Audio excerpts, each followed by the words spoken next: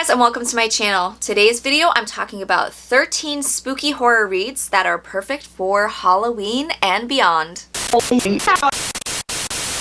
So first I'm starting off with something classy, and that is The Exorcist from William Peter Blatty. The Exorcist is an iconic horror about a young girl who's possessed by the devil, and it is basically about these priests who are trying to exorcise the demon from within her. It is absolutely horrifying to read the stuff that Regan, who's like 11 or 12, what she does to others and what she says to others and what she does to herself, what she does to her mother. It's just so horrific and vile and vulgar, and it's a lot harder to stomach than the movie, I think, because there's just a lot more detail to what's happening. The movie is a perfect adaptation of this book, I think, and it's one of my favorite horrors of all time. I think everybody needs to try to read this book at least once. Next is another classic, and that is Rosemary's Baby. Rosemary's Baby is about a young woman who becomes pregnant, and she begins to suspect that her neighbors and everyone in her life is out to get her.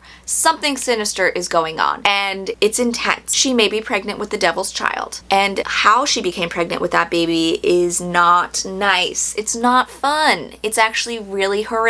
It's just insane, and it's filled with so much paranoia and uncertainty, and you're put in Rosemary's shoes where she can't trust anyone. She doesn't know who to trust, and she's very vulnerable because she's pregnant with this child that she loves and desperately wants. And it's just so well written, and Rosemary is a wonderful character to follow. And if you love the movie, you'll love the book because the movie is a perfect adaptation of the book. Next is Trick or Treat. This is a 90s horror book about a girl who moves into a new home with her family. Her dad recently remarried, and she has a new stepbrother who's kind of weird, and she begins getting strange phone calls from someone she doesn't know, and then she learns that a girl was murdered in this house previously. A lot of supernatural stuff happening in this. It's also mixed in very well with the teenager drama, where we're following this young girl who's trying to deal with this new situation that she's thrust in, this new home life, and also make new friends at her new school. And she's just very much a teenage girl, and I feel like the author, Richie Tankersley Cusick, she perfectly captures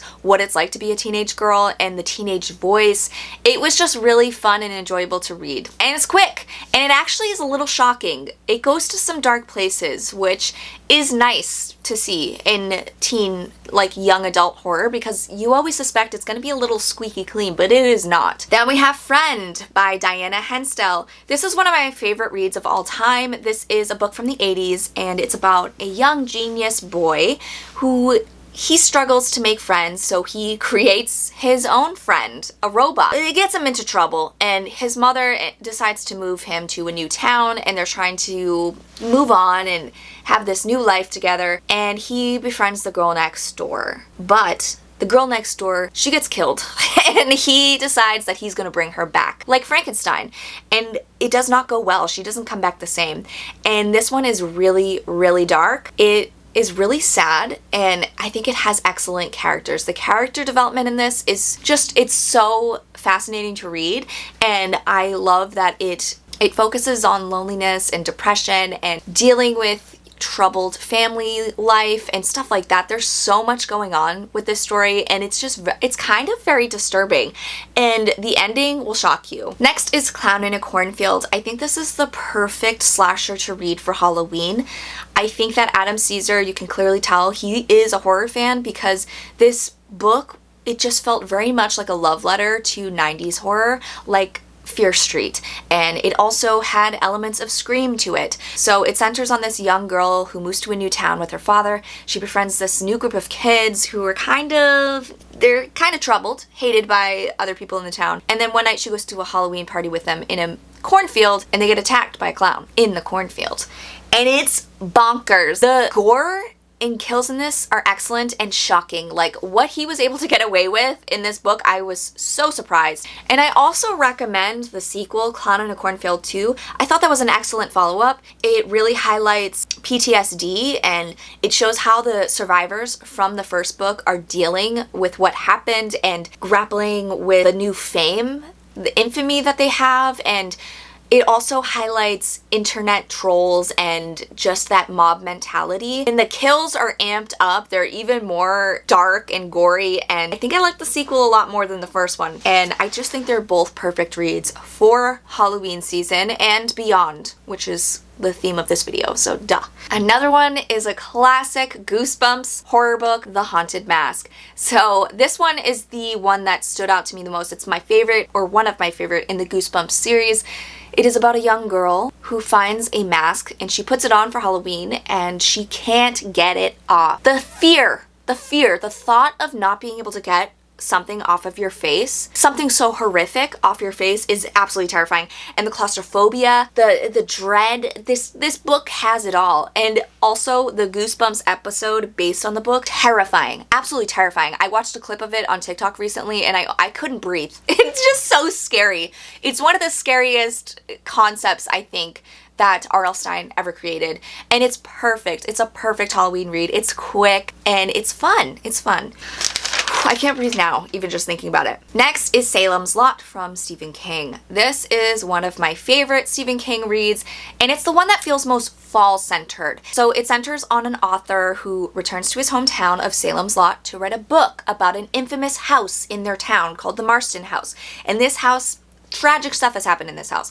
And he wants to stay in the house to write his new book, but he learns that there's already a guy staying there, a guy named Kurt Barlow. And this guy has some dark secrets and some sinister intentions for the town of Salem's Lot. And then slowly people in this town begin turning into vampires. And these vampires are scary. This book is so unsettling and it has some of the creepiest moments I've ever read. One particular standout scene is a scene where one of the boys is floating outside a window and he's trying to get inside. Haunting, absolutely haunting, nightmare fuel.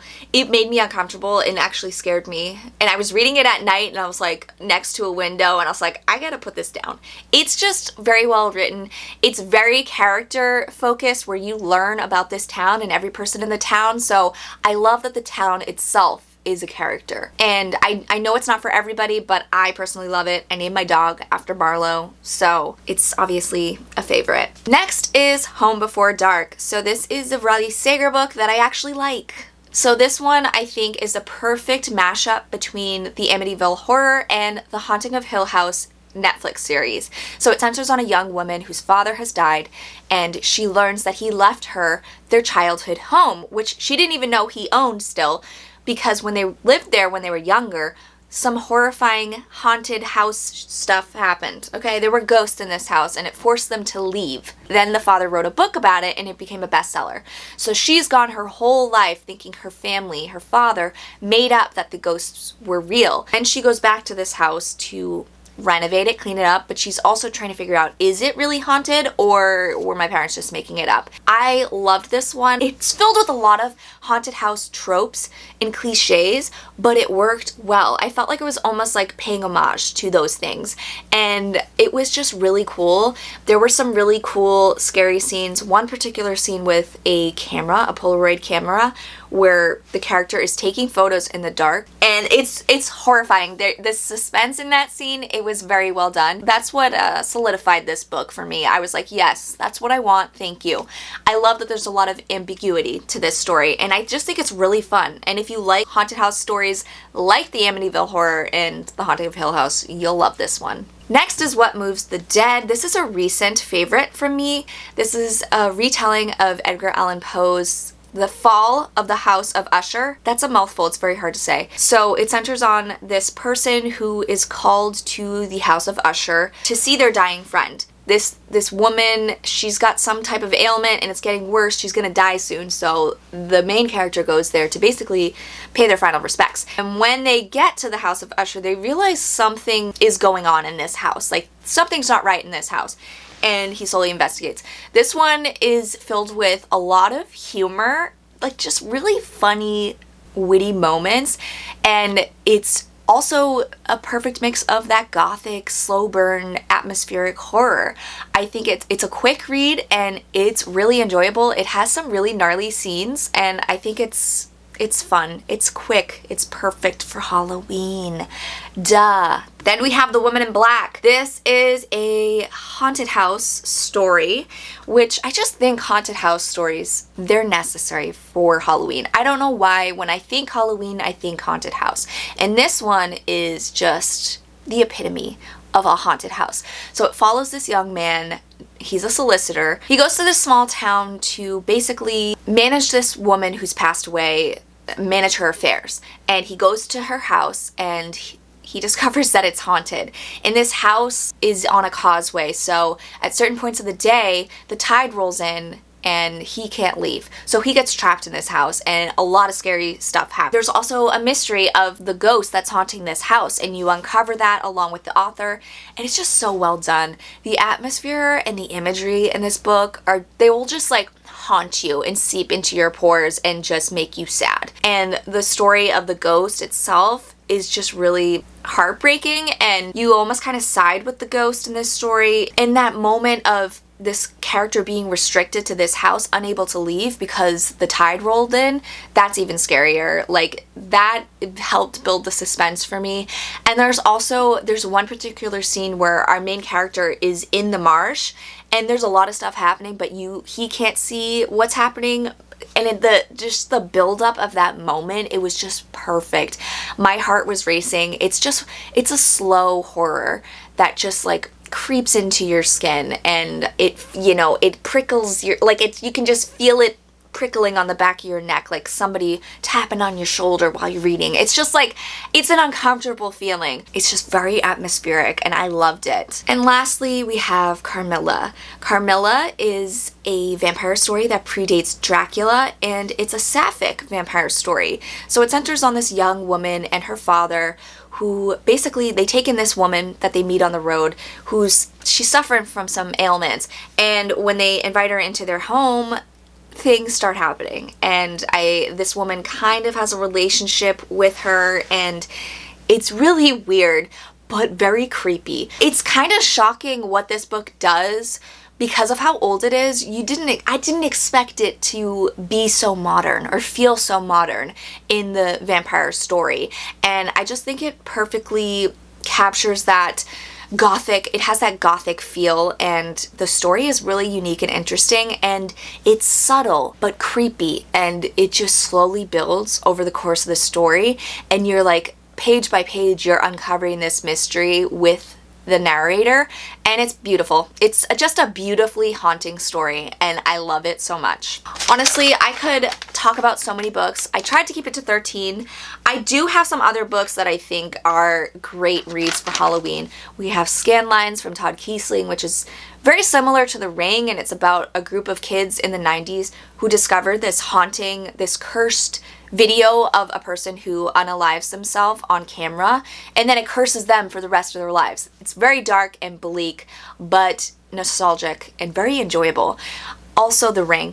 I mean, The Ring is iconic. It's about a reporter who's looking into this mysterious death of this group of kids who died after watching this videotape, which is a cursed tape, and he digs deeper into the mystery, uncovers what's going on, and it's just really interesting. Let the Right One In. It's one of my favorite horror reads of all time. It's super disturbing and dark and bleak. It's a vampire story. It's about this kid who meets the new kid next door who happens to be a vampire, and their lives become entangled.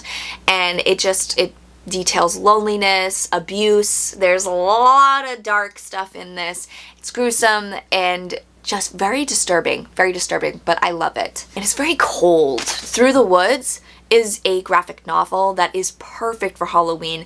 It is so dark and just beautiful. It's like hauntingly beautiful. Goth is another one I would recommend. That's a series of short stories that are intertwined, and it's set in Japan, and they're very dark. The stories in it are disturbing, so I would look into trigger warnings for that one because there's like animal stuff in it. There's a lot of like uncomfortable stuff that I just don't go into that one lightly, okay? Anything by Laurel Hightower. Below, I think, is perfect. It follows a woman who she gets into a car crash on the side of the road and she's being targeted by a Mothman. There's a lot more to the story, but I don't want to give it away.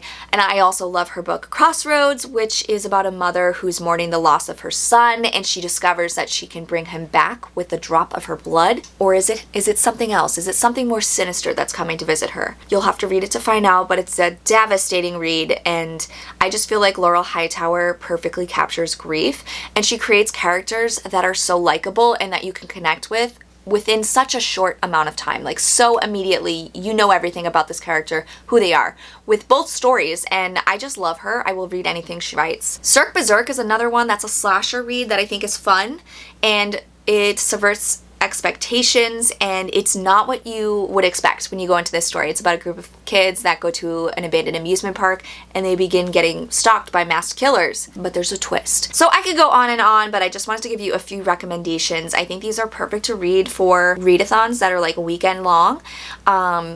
And they're just perfect to read all year long if you're like me and all you consume is horror. Let me know if you've read any of the books I talked about, if you have any additional recommendations for me, because I need all the recommendations I can get, even though I have an insane amount of books that I need to read. But what's one more, right? So yeah, I hope you're enjoying spooky season. I hope you're having a wonderful fall and it's filled with lots of horrific books. And yeah, thank you so much for watching, guys. I will catch you next time. Bye.